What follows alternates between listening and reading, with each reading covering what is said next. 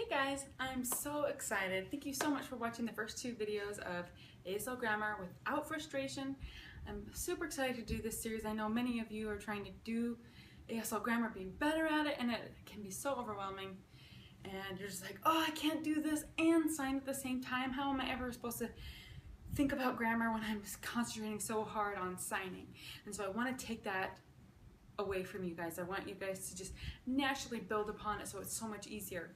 So in the first video, I talked about my story and how I learned sign language, and not just learning the dictionary signs, but also learning how to sign authentically and naturally and have conversations with those in the deaf community. And we talked about facial expressions and how facial expressions are so important for your grammar. They're not just for expression. You need them to indicate whether it's a question, whether it's a statement, whether it's negative or positive, differentiate between people and objects and ideas. It's so important and you can't neglect learning it.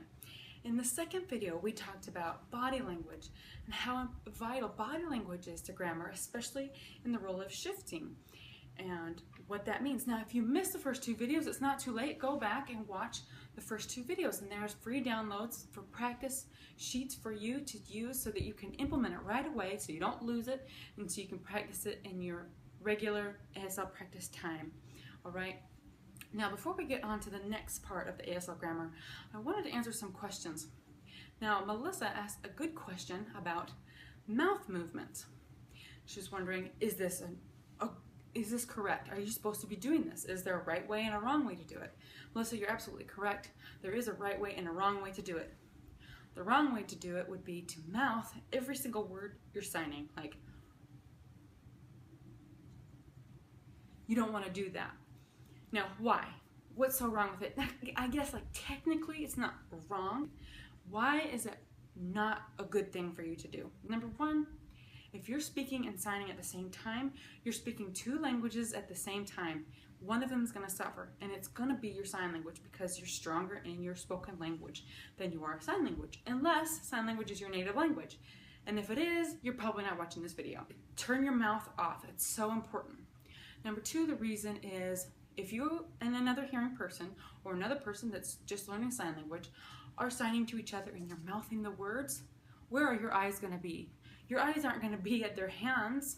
You might see them like under your peripheral, but you're going to be watching that mouth. You're going to be using it as a crutch. And I don't want you to do that. It's going to slow down your progress of signing. It's not going to halt you or stop you, but it will slow you down. But let me tell you the correct way to use it.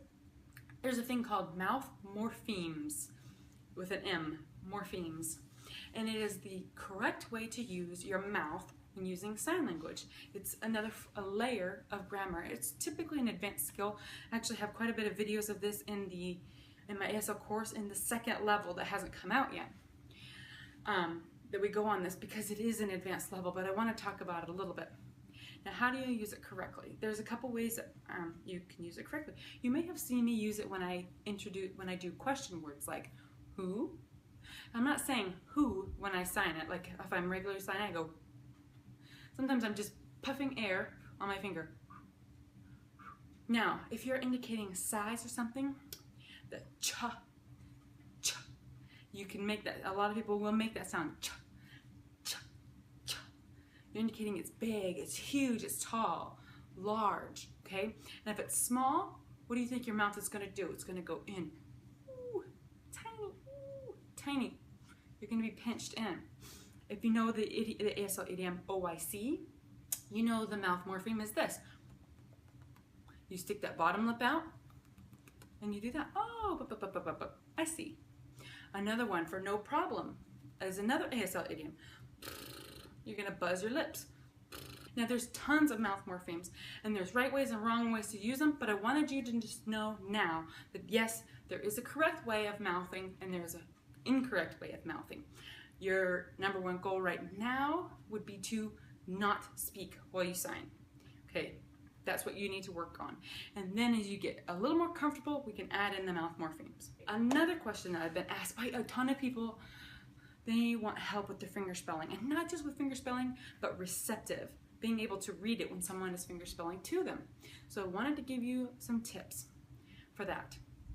Now, when someone is finger spelling a word to you, the most important thing you can do is sound it out.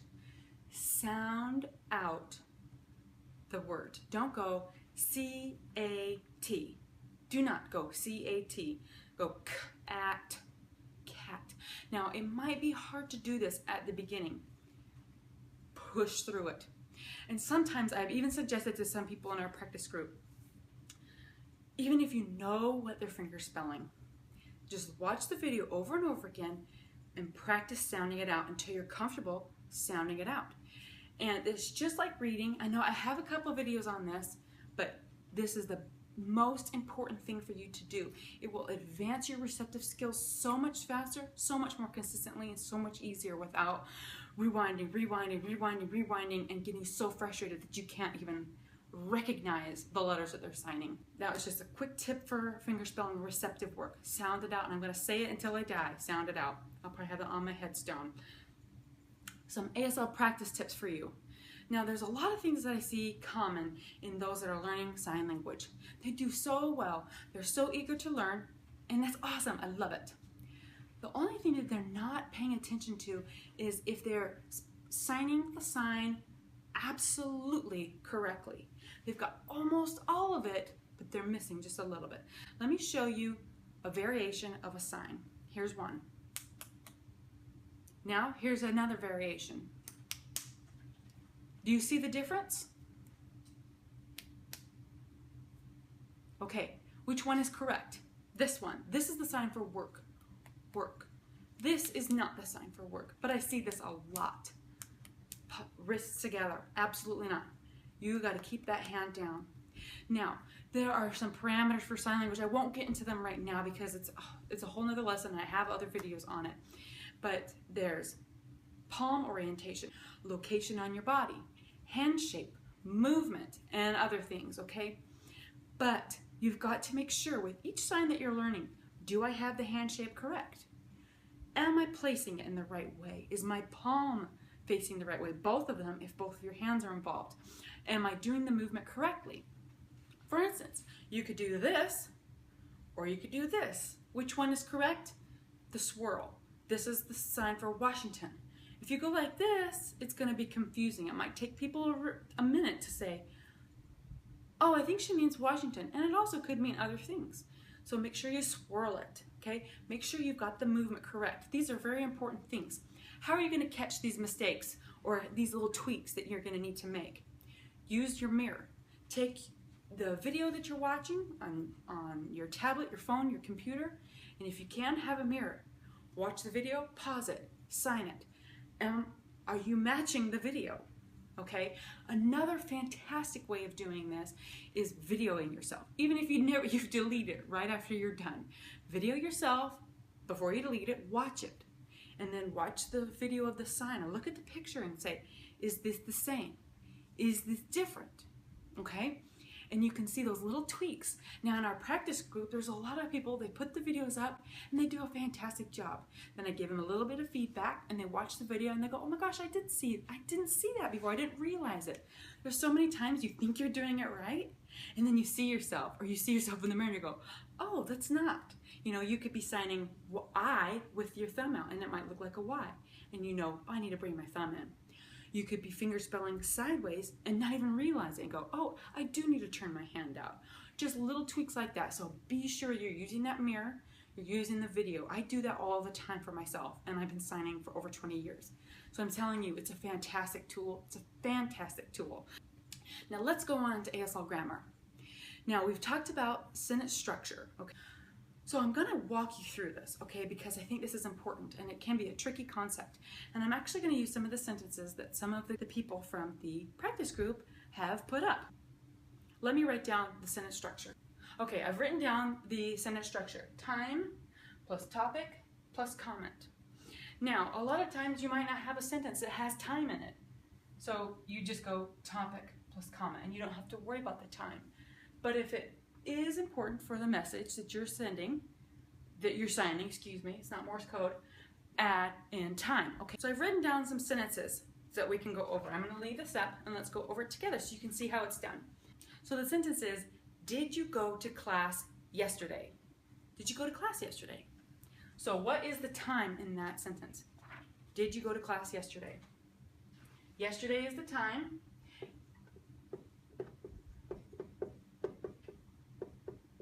And now, when you're writing in sign language, make sure you're all in caps, okay?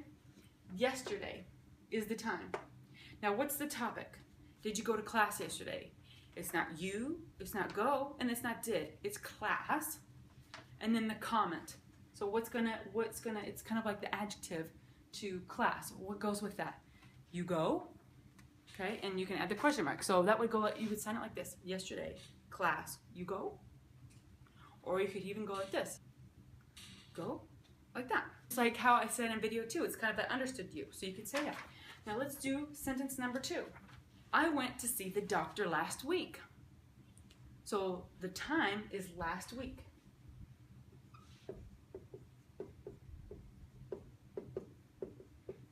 Okay, and I went to see the doctor last week. What is the main idea of that sentence? Doctor. So doctor,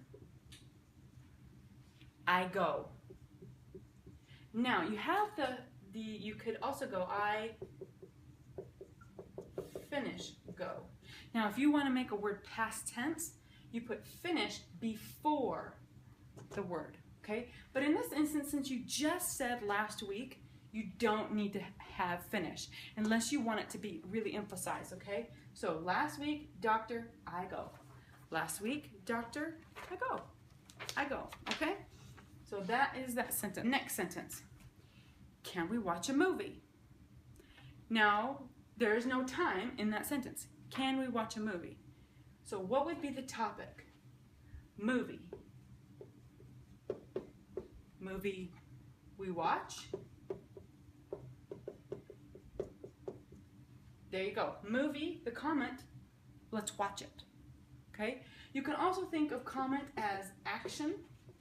That might help you as well, if it's not really a comment kind of thing that you're trying to say. Watch would be the action.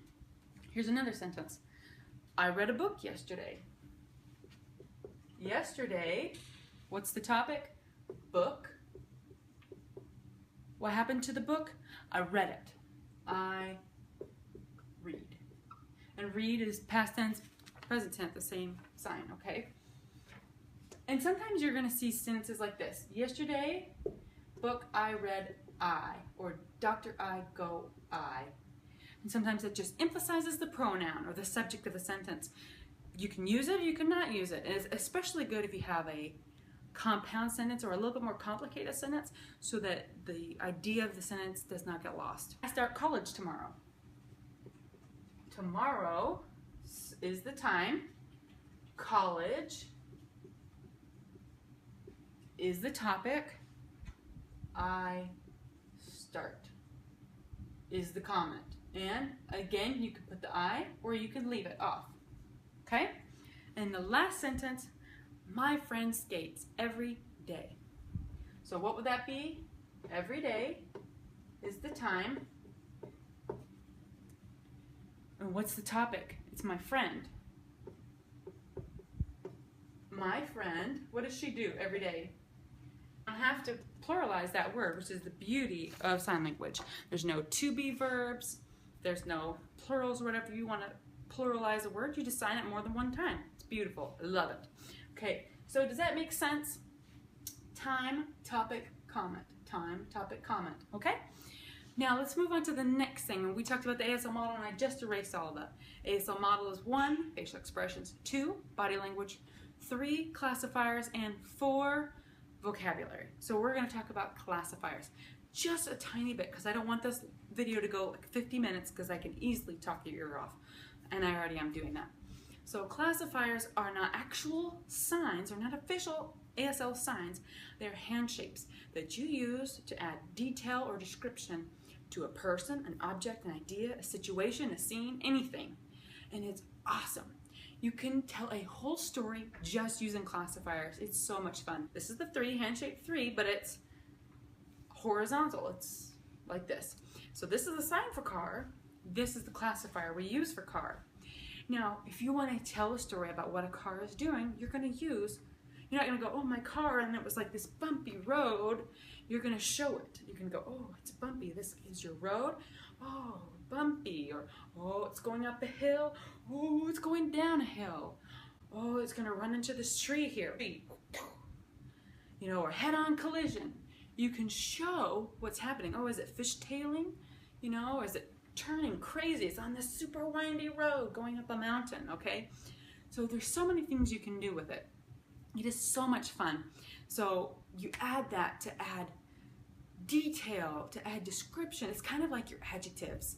You just use it to add all that awesomeness to your ASL conversations. And when you use classifiers, it's going to bring your sign language up to a much more advanced level, and you're going to be that much better, that much faster, and it's going to be awesome. So there's so much more to classifiers. I have a couple videos on it, and I have a lot more in my ASL course. So which brings me, I wanted to tell you about my ASL course, but I'm not going to do it in this video. I'm going to do it in the next video that I'm going to have out tomorrow for you guys. I've been so excited about this. I've been working on this course for so long and really trying to make it just what you guys need, or just what you guys wanted. It's so much more than just vocabulary. It's just like how these videos have been. We add all these other layers to make you authentic, to make you natural signer. I want you guys to think about, what would it mean to you to really know ASL? Picture yourself in that perfect situation and that amazing conversation in sign language with your new friend that's deaf. And you're just, you know, maybe you're at a coffee shop or at the next deaf community get together in your area, and you're just chattering away, and it is amazing. Think about if you are a grandparent, a parent, a sibling, a cousin, or you have a niece or a nephew that's deaf or hard of hearing, and you want to communicate with them. What will it mean for your relationship? What will it mean to both of your lives? It will enrich your lives, and it will bring such a joy to theirs as well, because somebody cares enough to learn their language to communicate with them. If this is a career that you want to teach sign language, or you want to teach students that are deaf or hard of hearing. If you want to be an interpreter, if you want to be a counselor, or have any kind of service that is tailored for the deaf community, think of what it will do. Can you imagine how amazing that will be if you're interpreting at an event, a conference, a play, a concert, a school? If you're teaching those kids, imagine yourself teaching those kids and thinking, what is that going to do for you? What is it going to do for you if you finally accomplish that goal? You've been wanting to learn sign language for how long? And you're finally starting. Think of it as you finally go from just knowing a couple signs to knowing several signs, to be able to have that amazing conversation with those people that you so desperately want to talk to. Okay, what is it for you? And I want you to think about that. And that's one of the question I want you to answer in the comments below. What will it mean for you to know sign language? What is it going to look like for you? Imagine it. Tell us. Share it with us. I am so excited to hear about it and read about it. And I might even share some of these responses in the upcoming videos, okay? And as always, please feel free to ask any questions you have about ASL in general or ASL grammar. I would love to answer them, and they'll be featured in upcoming videos, okay? I'm so excited. Look for that video tomorrow that tells more about the ASL course, because it's going to have bonuses that are only going to be available for you for a week, and they'll starting tomorrow. Okay, so look for that video so you can know, and you'll find out all about it, what's in it, what it has in it, what to look forward to. And I'm so excited. This has been my baby for the last couple years, so I'm super excited. I'll see you guys tomorrow. Thank you so much for watching these 3 videos with me, and I can't wait to hear how it's helped you with your ASL grammar. And I'll see you guys later. Bye.